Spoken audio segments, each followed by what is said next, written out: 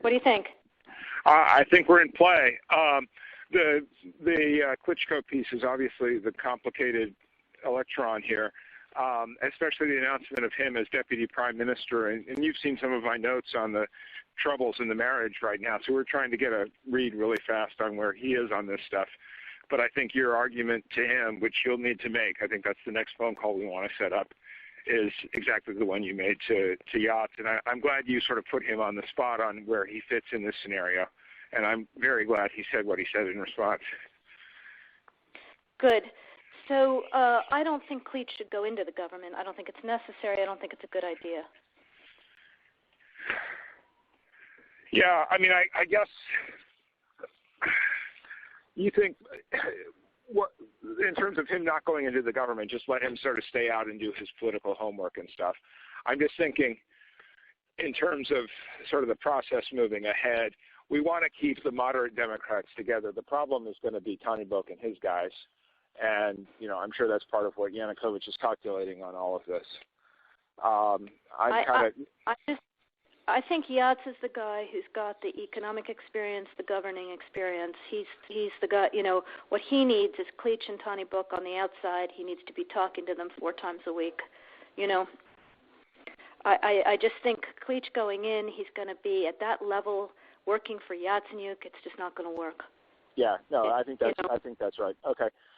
Good. Well, do you want us to try to set up a call with him as the next step? My understanding from that call, but you tell me, was that the big three were going into their own meeting and that Yachts was going to offer in that context a three-way, you know, the 3+1 conversation or 3+2 with you. Is that not how you understood it?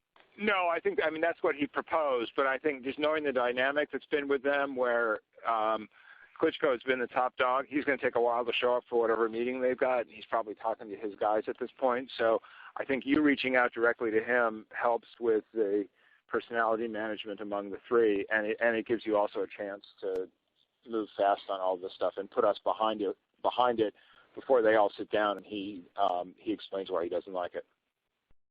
Okay, good. I'm happy. Why don't you reach out to him and see if he wants to talk before or after?